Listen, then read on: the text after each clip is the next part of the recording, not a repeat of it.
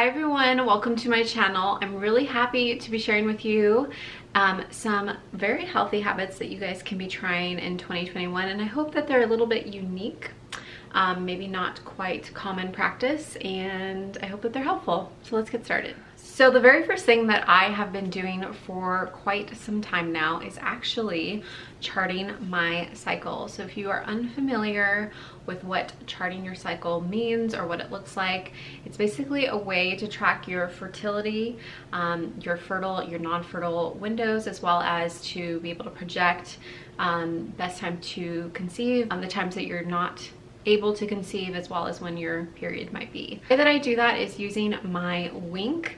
I recently found out that these are no longer in production, but I wish they were because they're just such an amazing product. It's a thermometer that I use every single morning, and it actually is a Bluetooth thermometer, so it connects to an app on my phone called Kindara, and this app allows me to track my period, allows me to track my, that's my Kindara going off right now.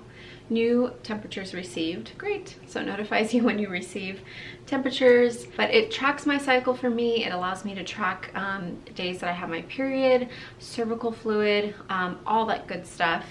And this is essentially what I use as birth control. The book that I read to kind of help me in this like fertility tracking method is called Taking Charge of Your Fertility, and it is a huge book. It can be a bit intimidating, but you can just read selective chapters that are like the base information that you need to do the charting, and then the other like additional chapters you can just kind of pick if they're applicable to you. Tip 2, and that is to eat probiotic rich food.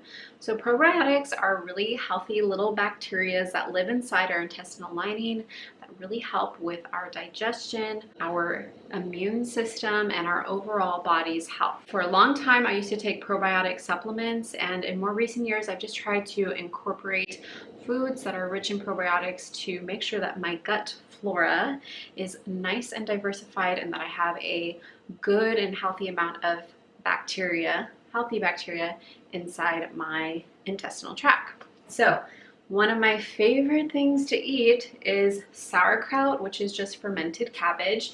You can easily make your own. I've actually never tried to do it. Maybe that's something I should try in 2021.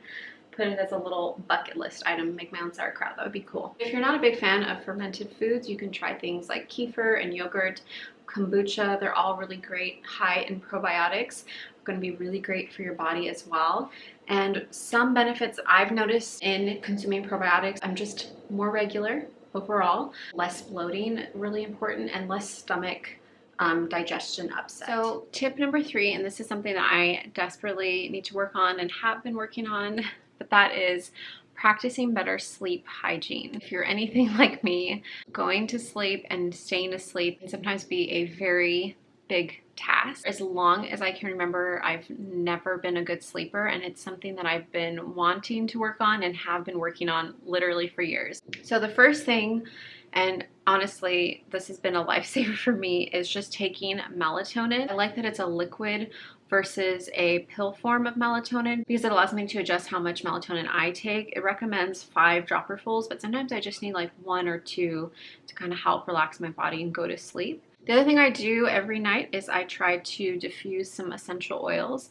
This one is called Chill Pill, and it's a essential oil blend of sweet orange, lavender, peppermint, sweet basil, and Roman chamomile. So those are all kind of like relaxing, calming, soothing essential oils, and I really do love diffusing that. It makes like the whole room just smell very like lightly fragrance, but not in a way that's like uncomfortable or overpowering. The other thing that I find is very important for me as somebody who has a really hard time falling asleep is getting off any sort of device at least an hour before bedtime. I actually love birds and I got this really cool guide to bird watching for Christmas. Something like this could just be like a nice little evening read, and instead of being immersed on your phones and seeing all the crazy news and feeling like the world's falling apart, you can pick up a book that makes you happy, and for me that's a book on bird watching. If you guys have any great like sleep routine suggestions or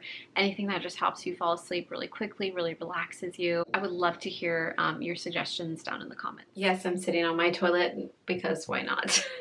Anyways, tip number 4 is to do monthly self-breast exams. The best way to do this is in the shower and after the shower. So when you're in the shower, you're gonna go ahead, lift your arm over, and then you just do like a ordered kind of sequence over your breast to make sure that you don't feel any lumps. This is something that I include in my routine, and I also get a little notification reminder from my Kindara app. Breast cancer runs in my family, so I find it a very high value, important thing for me to be doing this, to make sure that I'm aware of my breast health and that if anything feels amiss, I can know as soon as possible. The other thing you should be doing is checking yourself in the mirror, making sure that there isn't any sort of dimpling, making sure there's no discharge coming from your nipples. All these things can be indicators that something is, amiss in your breast health and you need to get checked as soon as possible.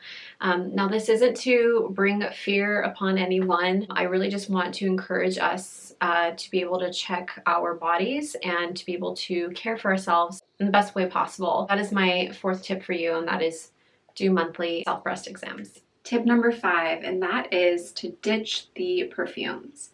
Growing up, I loved to use Victoria's Secret's body spray. I think my favorite was Pear Glaze. Do you guys remember? Do any of you use Victoria's Secret like body sprays and stuff? My recommendation for you for 2021 is to consider ditching the perfume and the body sprays and all the weird synthetic fragrances that we put on our bodies and trying something a bit more natural like essential oils. Maybe just not using any sort of fragrance thing at all. I just happen to make my own essential oil blends. Not only does it give me a nice fragrance or like smell, if you will, I'm also intentional with the blends that I'm making so that they kind of help me wake up in the morning as well as relax in the evening. Try to schedule all of your annual medical appointments in a day. What I've done in times past is try as much as possible. It's not always going to be possible, but if possible, try to schedule as many of your doctor appointments in a single day. So I have done it where I've had my annual checkup in the morning. I did a dental appointment mid-morning, and then in the afternoon I did my eye appointment. And these are just preventative things that I like to do once a year. I just think it's really valuable for you to take the time and energy to pay attention to your health and to do these things. What I do is I set a reminder in my phone that goes off every year in the springtime just to notify me that it's about time to schedule all these appointments. And then I try to schedule them all in one day so I can just knock them out in a single day and I don't have to think about it anymore for the rest of the year. All right, we are on the last tip for your 2021 healthy habits, and that is trying out some foam rolling. Prior to having gone to physical therapy, I had never done any sort of foam rolling in my life. In fact, I didn't even know what foam rolling was, but it's literally a foam roll that you roll on. So I have been dealing with some chronic pain issues, and one of the #1 ways that I've been able to manage my hip injury that is ongoing, it's a story. So I foam roll mostly to help with my chronic hip pain, but I also do it after working out. You can do it as part of a stretching routine. There's so many different resources for foam rolling so that you can learn proper technique and form and how to target certain body parts. So I'll have some of my favorite foam rolling videos down below so you guys can use that as a resource.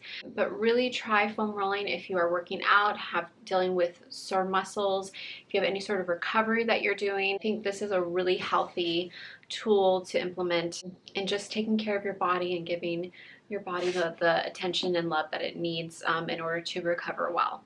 So that is my last tip for today. I hope you guys enjoyed this video.